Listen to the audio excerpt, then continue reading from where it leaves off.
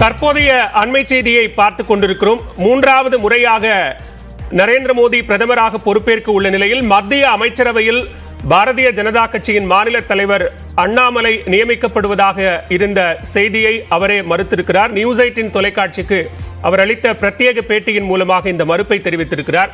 இது தொடர்பான மேலதிக விவரங்கள் மற்றும் விருந்தினருடனான கலந்துரையாடலுக்காக இணைகிறார் செய்தி அறையிலிருந்து நெறியாளர் தேவப்பிரியன். இனி உங்களிடம். நன்றி பாலவேல். அடுத்ததாக அண்ணாமலை மத்திய அமைச்சர் ஆகிறார் என்று இன்று காலை முதல் பல்வேறு தகவல்கள் வெளிவந்த வண்ணம் இருந்தது. தற்போது நியூஸ் 18க்கு அண்ணாமலை அளித்த பேட்டியில் தான் மத்திய அமைச்சர் ஆவீர்களா என்ற கேள்விக்கு இல்லை என்று ஒரு பதிலை விளக்கமாக அவர் கொடுத்திருக்கிறார்.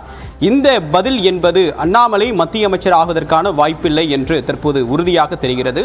இதற்கு பின்னணியில் பல்வேறு கருத்துக்களும் இடம்பெறுகின்றன.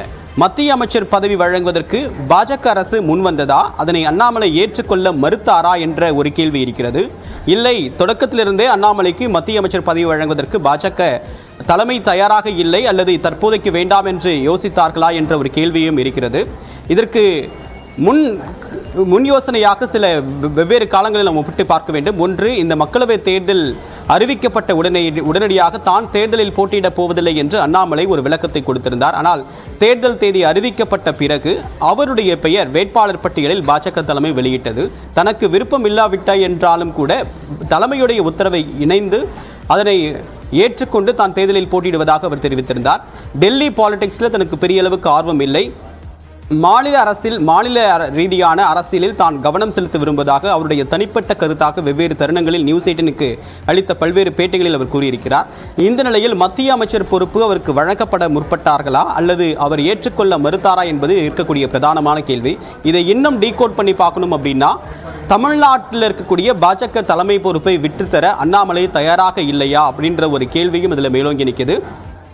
விவரங்களோடு இணைகிறார் நம்முடைய சிறப்பு செய்தியாளர் சுபாஷ். இந்த கேள்விகளுக்கு வெவ்வேறு காரணங்கள் இருக்கு. ஒன்று, மத்திய அமைச்சரவை பொறுப்பு பாஜக தலைமை கொடுக்க அண்ணாமலைக்கு முன் வந்தார்களா, இல்லை இவர் நிராகரிச்சது அப்படின்றது உண்மைதானா, என்ன நிலைமை, தலைமை என்ன சொல்லிச்சு, இவர் என்ன விரும்புறாரு? அதாவது பாத்தீங்கன்னா ரொம்ப முக்கியமான ஒரு பதிவு அண்ணாமலை சொல்லி இருக்கிறது. 2026 மையமாக வைத்து இந்த தேர்தலானது தங்களுடைய களத்தை நகர்த்துகிறது பாஜக.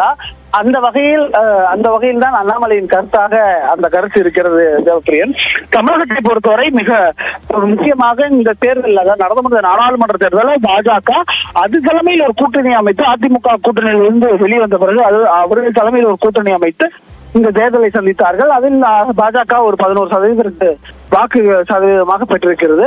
அது தங்களுக்கான ஒரு வலுவான நிலையை உருவாக்கி இருப்பதாகவே பாஜகவினர் கருதுகிறார்கள். பல இடங்கள்ல வாக்கு சதவீதம் அதிகரித்திருக்கிறது. அதிமுகவை பல இடங்கள்ல 3ஆம் இடத்திற்கு தள்ளி இருக்கிறோம், 2ஆம் இடத்தில் நாங்கள் அந்த இடத்தை பிடித்திருக்கிறோம் என்பதெல்லாம் பாஜகவினுடைய கூற்றாக இருக்கிறது.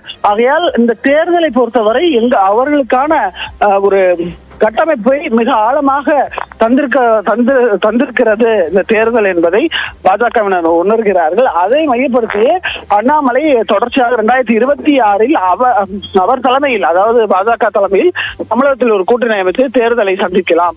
ஏனென்றால் முதலமைச்சர் வேட்பாளராக அவரை முன்னிறுத்தி அந்த தேர்தல் இருக்கக்கூடும் என்ற ஒரு தகவலும் பாஜகவினர் மத்தியில் இருக்கிறது. இதில் நாம் மிகவும் கவனிக்கத்தக்க வேண்டிய ஒரு முக்கியமான விஷயம் இருக்கிறது. என்னவென்றால், இந்த தேர்தலை பொறுத்தவரை ஏற்கனவே மத்திய அமைச்சராக இருந்த எல்முருகன் மீண்டும் அவருக்கு ராஜ்யசபா முடிந்த அடுத்த சில நாட்களிலேயே கொடுக்கப்பட்டது.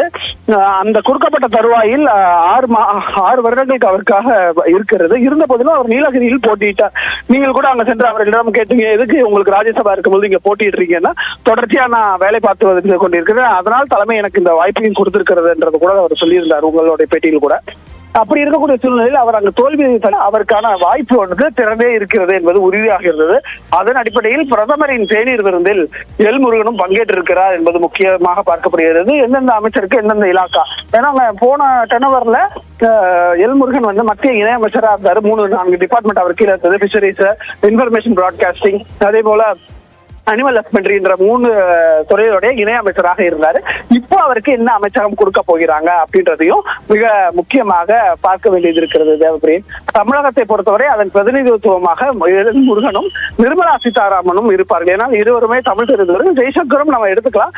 ஆனால் அவர் பெருசாக அரசியல் கருத்துக்களை தமிழகத்தை பொறுத்தவரை கூறியது கிடையாது என்பதால், பேசியது கிடையாது என்பதால் அவர் தமிழகத்தினுடைய பிரதிநிதியாக பார்ப்பது சற்று குறைவாகவே இருக்கும். அதே நேரத்தில் நிர்மலா சீதாராமனும் எல் முருகனும் மிக அதிகமான அளவில் தமிழகத்தில் சுற்றுப்பயணம் மேற்கொள்வது, இங்கே இருக்கக்கூடிய அரசியல் கருத்துக்களை பேசுவதென தொடர்ச்சியாக அவர்கள் இருவரின் பிரதிநிதித்துவமும் இன்று பிரதமரின் அந்த தேநீர் விருந்தில் அவர்கள் பங்கேற்றதும் முக்கியத்துவமாக பார்க்கப்படுகிறது. தேவா, சுபாஷ், இப்ப தலைமை கேட்டுக்கொண்டதற்கு இணங்க மக்களவைத் தேர்தலில் நான் போட்டியிடுறேன் அப்படின்னு சொன்ன அண்ணாமலை அதை ஏற்றுக்கொண்டு களம் கண்டார். இப்ப பாஜக தலைமை மத்திய அமைச்சர் பொறுப்பை கொடுக்க முன்வருது அப்படின்னா இவர் நிராகரிப்பதற்கான காரணம் என்ன? மாநில தலைவர் அப்படின்ற பொறுப்பை காட்டிலும் MOS அப்படின்றது அதே அளவுக்கு பாலிட்டிக்கலாக ஆக்டிவாக இருக்க முடியாத பதவி அப்படின்னு கருதுகிறாரா? இல்லை எனக்கு இன்னும் இங்கே வாய்ப்பு இருக்குது, இன்னொரு சான்ஸ் கொடுங்க அப்படின்னு மறைமுகமாக மத்திய அரசுக்கு பாஜக அரசுக்கு சொல்கிறாரா?